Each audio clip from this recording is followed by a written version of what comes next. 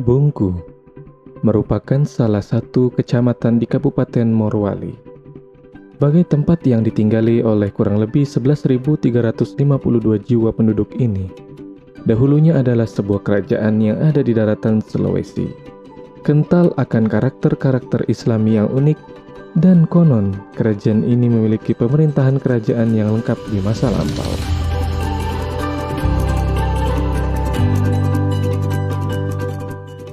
Ketika mendengar kerajaan Bungku, yang mana dulunya dipimpin oleh seorang raja yang disebut Peapua.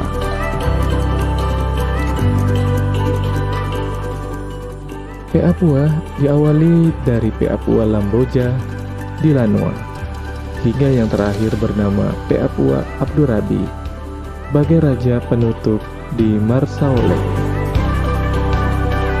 Berbicara mengenai kerajaan Bungku, maka kita juga perlu mengetahui budaya yang ada di daerah Bungku. Budaya di Bungku ini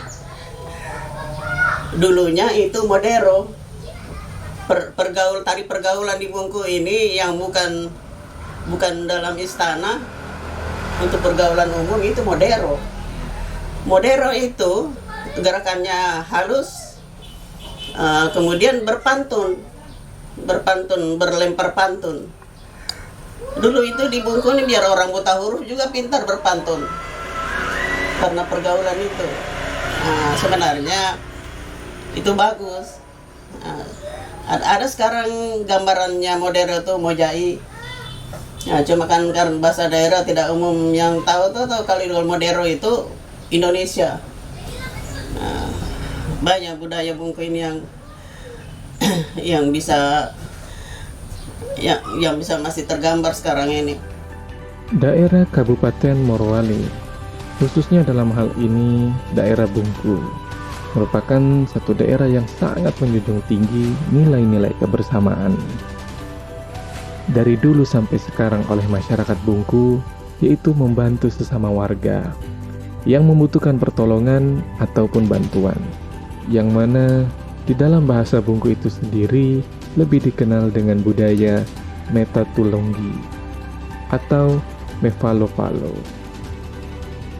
Budaya Metatulunggi dan Mefalo-Falo ini lebih sering kita jumpai pada saat seseorang akan membangun rumah dan membuka lahan perkebunan baru, yang pada umumnya mata pencaharian sebagian besar masyarakat Bungku yaitu pekebun ataupun petani.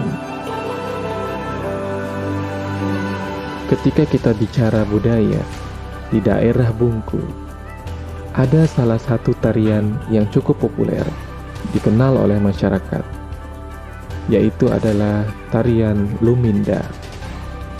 Tarian Luminda artinya berjalan, menapakkan kakinya 3 kali, sebagai tanda akan dimulainya tarian. Luminda menurut bahasa berasal dari kata lumi, yang artinya halus atau perlahan-lahan, dan mepinda, yang artinya menginjakan kaki atau bergerak. Sehingga secara etimologi, kata Luminda memiliki arti bergerak indah, secara halus dan perlahan-lahan. Luminda adalah tari tradisi masyarakat Bungku yang selalu ditarikan dalam pesta rakyat atau kegiatan hiburan di lingkungan kerabat istana. Luminda itu untuk menandakan ciri khas ini dari kerajaan Bungku. Menari dia ini Pak, perempuan menari ini tidak boleh kelihatan, tidak boleh ini. Angkat ya. Sama kayak Melayu. Tidak boleh ini. Melayu dia kan. Begitu halusnya itu. Boleh dapat. Ya, tidak boleh. Biasa kalau orang lincah, tidak begini dia. Tapi ini gemulai. Iya, nggak boleh. Berbeda laki-lakinya. Ya. Laki-lakinya itu harus lincah. Iya, sama. Tidak boleh lebah gemulai. Kiri-kiri tidak boleh laki-laki. Tidak boleh. Ini perempuan gemulai saja. Ya. Ini katanya tidak boleh terangkat. Iya. Kemudian ada lagi satu budaya di daerah Bungku, yaitu dengu-dengu. Dengu-dengu dapat kita ingat sebagai alarm sahur, di mana budaya yang masih eksis sampai sekarang. Walaupun sudah banyak perkembangan teknologi yang dewasa ini mematikan banyak kearifan lokal, tapi tampaknya yang satu ini ada pengecualian. Masyarakat setempat sering menyebutnya dengu-dengu, yaitu sebuah bangunan yang diperuntukkan untuk membangunkan orang sahur. Konon, dengu-dengu telah ada ratusan tahun lalu ketika kerajaan Bungku masih berkuasa. Keberadaan bangunan ini hanya akan ditemukan ketika bulan puasa atau bulan Ramadan, dan agaknya menjadi satu-satunya di Indonesia karena statusnya yang spesial dan tidak ditemukan di wilayah lain.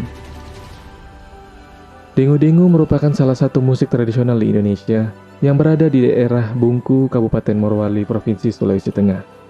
Musik ini digunakan dalam acara penyambutan, baik itu dalam penyambutan petinggi pemerintahan, petinggi budaya, ataupun dalam acara daerah.